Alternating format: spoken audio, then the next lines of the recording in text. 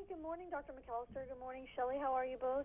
Good morning. Thank you so much for having us. We're doing well. Good morning. I'm doing great thank too. Thank you so much for joining me. I appreciate it. My pleasure.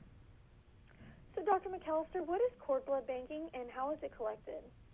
Cord blood banking is the collection and storage of a baby's cord blood. And you only have one opportunity to do that, and that's in the moments following the baby's birth. So a doctor or nurse midwife or whoever's delivering the baby will insert a needle and syringe and withdraw the cord blood from the baby's umbilical cord, and then it is sent to be, banked and stored for indefinitely. But the important thing to know about cord blood is that it is a very rich source of stem cells, and stem cells are very powerful, kind of master cells of the human body that right now can be used to treat 80 plus different diseases, and in FDA regulated clinical trials is showing promise in the treatment of autism, traumatic brain injury, pediatric stroke, things like that. But the sad thing is, in spite of all this advancement in medical technology and potential for great use that we know that stem cells have, right now about 90% of all cord blood is simply disposed of as medical waste after birth, after the baby's born. Only 10% of baby's cord blood is banked and stored. And is cord blood banking something that all families should, consider, or is it something that, just certain families should consider? Well, I would definitely say, some families might need it more than others. There's a good, good education at cordblood.com. Parents can go there to this website and learn, what kind of conditions, what are those 80 conditions that cord blood can treat right now. And some families are at a greater risk. But now, in Shelly's case, there would have been no, red flag. Oh my goodness, we really need to bank our baby's cord blood. And Shelly had a wonderful outcome. Thank goodness she banked her baby's cord blood, because without it, her life and her child's life would have been, devastated. And Shelly, can you tell us why you needed to use your daughter's blood-banked umbilical cord stem cells and how the stem cell infusion helped to improve her life? Sure, of course. So like Dr. McAllister said, we had no reason to bank our baby's cord blood, but we ended up banking it at time of birth. And then actually right before she was about a year old, she was diagnosed with a brain tumor.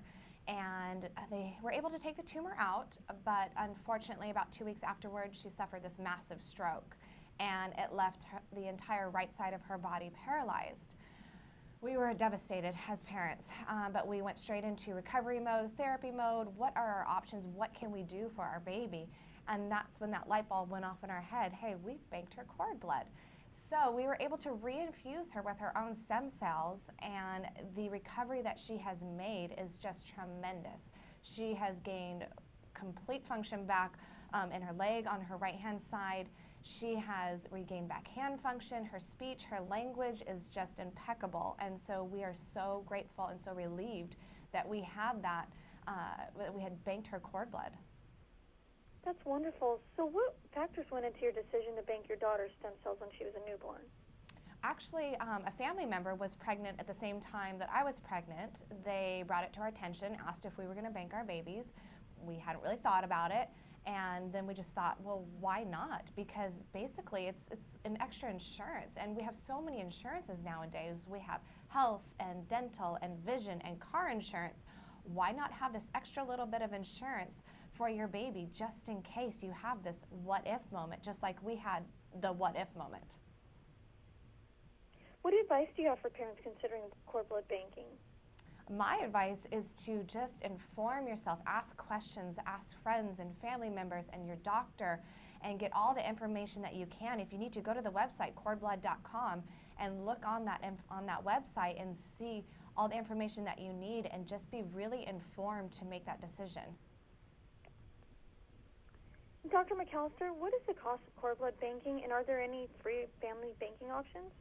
Oh, that's an excellent question. When you talk about the cost and think about the value, I mean, ask Shelly, what was that worth to you?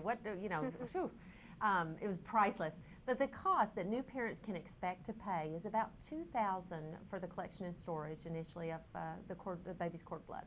So, but the value is immeasurable. Now, who would qualify for a free program? Actually, company Cord Blood Registry has a program called Newborn Possibilities. And in this program, parents who have, at-risk children who might likely benefit from cord blood can have their baby's cord blood collected and stored for free. So that's really wow. And Cord Blood Registry is the company that is participating in all these FDA regulated clinical trials. So it's a wonderful opportunity not only to have your baby's cord blood banked and stored if you're an at-risk family, but also the potential to be involved in one of these groundbreaking clinical trials that right now are benefiting or stand to benefit kids with autism, pediatric stroke, traumatic brain injury, and even hearing loss, conditions like this.